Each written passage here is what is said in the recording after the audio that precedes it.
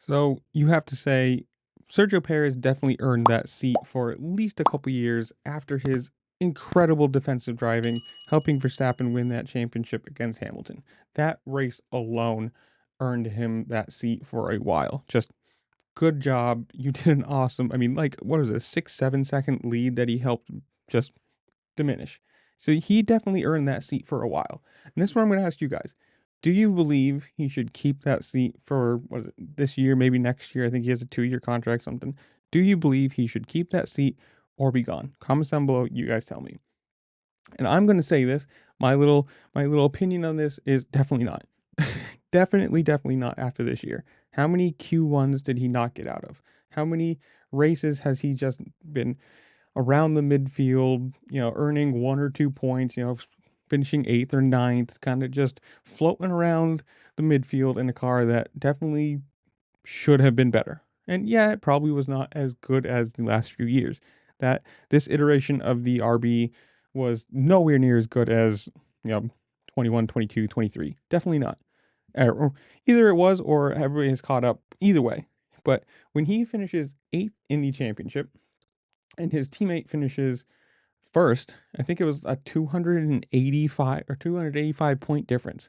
Like that, he is the reason that that team did not win the constructor championship this year. And going off of 2023 numbers, first got 140 million and third got 122.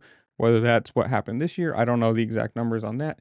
But you're talking tens of millions of dollars that go to bonuses for the team, just investor money. Like there's got to be a lot of people mad at him.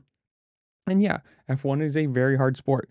And that number 2 seat at Red Bull is probably the cursed position you can be in.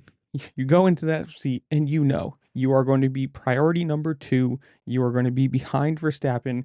All of the development, all of the, any call that they make, any pit strategy is going to be focused on him, as it should at this point. He is the, what is it, defending world champion over and over and over again. He is proving that he can drive in a car that is not the best car around. Like he made that car that in this constructors finished third.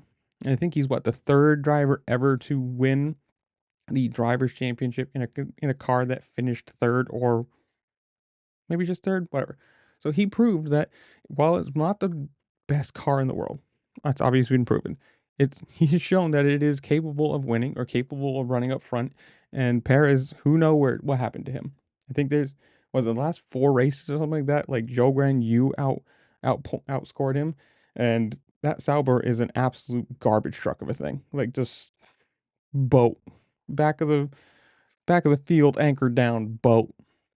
So for him to be this far back, to be 285 points behind, he didn't even score 200 points in the year. It's a really, really bad look when you consider what team he's on, the pressure that he has to have, and how many drivers are looking for rides. And personally, I don't know. I think Liam Lawson probably should get it. Yuki is, I know a lot of people like him. I think he's still too inconsistent, too hot-headed about it. And I don't know what's going to happen there, but this is where I'm leaving you guys. Comment down below. You guys tell me. What do you think of it? Should he keep it? Should he stay? Who do you think should, Colapinto maybe, Lawson, Yuki, somebody else? Whatever it is, comment down below. Tell me what you think. While you're down there, make sure to like, share, subscribe, do all the fun things this platform allows you to do, because it really does help me out and I appreciate it. And with that, I'll see you later. Peace.